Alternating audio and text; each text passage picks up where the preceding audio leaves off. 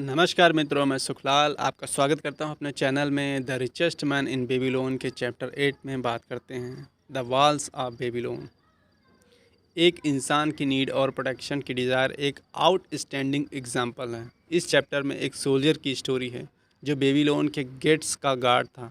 अपनी 165 फीट ऊंची हाइट की वजह से यह दीवार बहुत ही पॉपुलर थी। एक बार एक दुश्मन ने बेबीलोन पर अटैक किया और 4 हफ्तों तक लड़ाई चलती रही, मगर दीवार की हाइट और थिकनेस की वजह से दुश्मन ने हार मान ली और वह पीछे हट गया। इस स्टोरी से हम सीख सकते हैं कि हम चाहे किसी भी अनएक्सपेक्टेड ट्रेजेडी से खुद को गार्ड कर सकते हैं, बस खुद को शांत रखने की ज़रूरत होती है। बात करते हैं चैप्टर 9 में बेबीलोन का एक कैमल ट्रेडर। ये चैप्टर एक भूखे आदमी की है जो 2 दिन से भूखा था, इसलिए उसने 2 फिंगर चुरा कर खा ली और इससे पहले कि वो पकड़ा जाता वह भाग गया।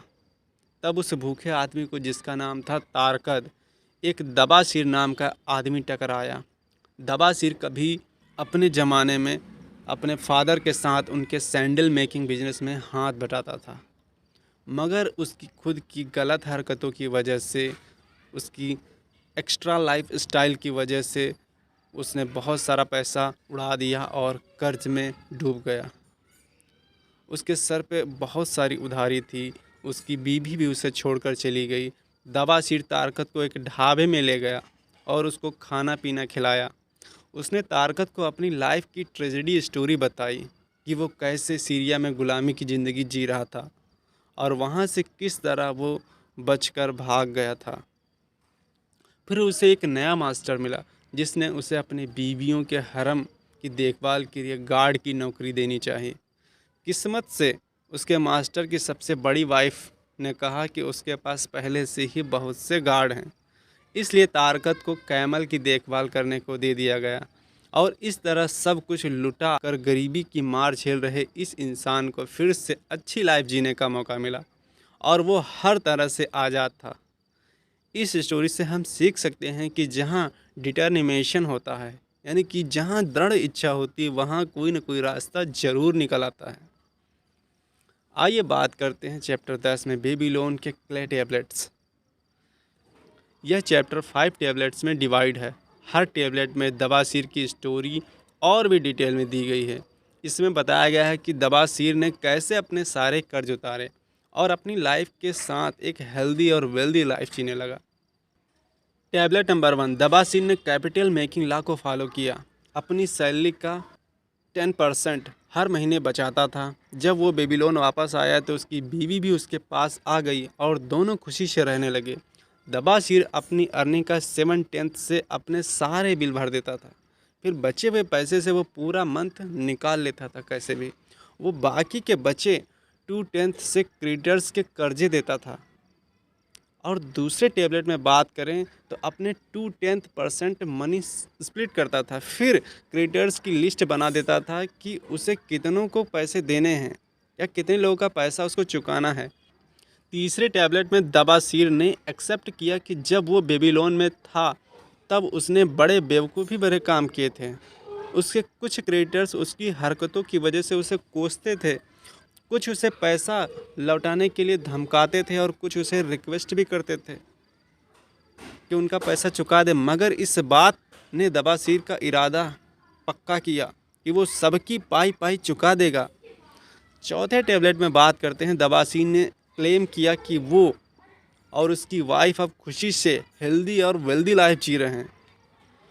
जो मनी मेकिंग लॉ उसने अपनी लाइफ में अप्लाई किया, उससे उसकी ज़िंदगी की गाड़ी पटरी पर आ गई और वो अब एक स्लेव नहीं रह गया, एक रिस्पेक्टेड आदमी बन गया। और पांचवी टैबलेट में बात करते हैं कि अब 12 महीने हो चुके हैं और उसने अपने सारे कर्जे उतार दिए हैं। अपनी अर्निंग का 2/10 स्प्लिट करके दबासिर ने अपने सारे क्रेडिटर्स को बराबर पैसे देकर सारा कर्जा उतार दिया। तो हमने सीखा कि किस प्रकार दबासिर ने अपनी लाइफ में कितने कर्जे होते हुए भी एक दृढ़ निश्चयी होकर अपने जीवन को पटरी पर लाया और सारे कर्जे भी उतार दिए और वह वेल्दी भी बन गया। अब बात करते हैं चैप्टर 11 में बेबीलोन के सबसे किस्मत वाला आदमी। इस चैप्टर में एक नया कैरेक्टर इंट्रोड्यूस किया गया है जिसका नाम है शुरुनाडा, जो बेबीलोन का मर्चेंट प्रिंस था। वो भी कभी स्लेव हुआ करता था। उसने अपनी लाइफ की डिफ़िकल्टीज शेयर की। उसने बताया कि कैसे उसने सारी प्रॉब्लम से छुटकारा पा लिया और अब उसके पास इतना पैसा है कि वो अपनी फ्रीडम के साथ जी सकता है। हालांकि वो आज एक मर्चेंट बन गया था, मगर कभी ऐसा भी था कि उसे यकीन नहीं था कि वो अपने मास्टर की नौकरी छोड़ भी पाएगा। सच बात तो ये है कि काम ही दौलत की चाबी है। इसलिए उसने बहुत हार्ड वर्क किया और एक दिन सक्सेसफुल मर्चेंट बन गया। बेबीलोन एक एक्सीलेंट एग्जाम्पल है कि लोग कैसे अपनी लाइफ में सक्सेसफुल और वेल्दी बन सकते हैं। बेबीलोन सिटी एक ड्राई और प्लेट वैली है जहां खेती करने लायक भी बारिश नहीं होती है। इस सिटी में कोई फॉरेस्ट भी नहीं है, फिर भी लोग यहाँ रहते हैं। उन्होंने ग्रेट सक्सेस अचीव की है। बेबीलोन की सारी वेल्थ, अमीरी मैन मेड है।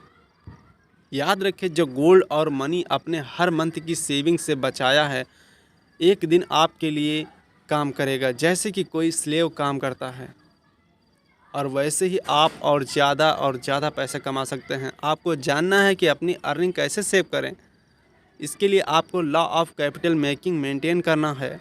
हर मंथ की स्टार्टिंग से ही अपनी अर्निंग का 10% सेव करना शुरू कर दें।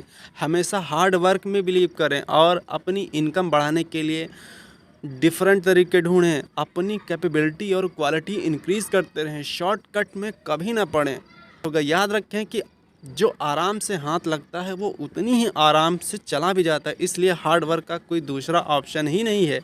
कोशिश करें कि ज़्यादा से ज़्यादा सेव करें। जो बढ़िया अपॉर्चुनिटी मिले तो उसको लपक लें।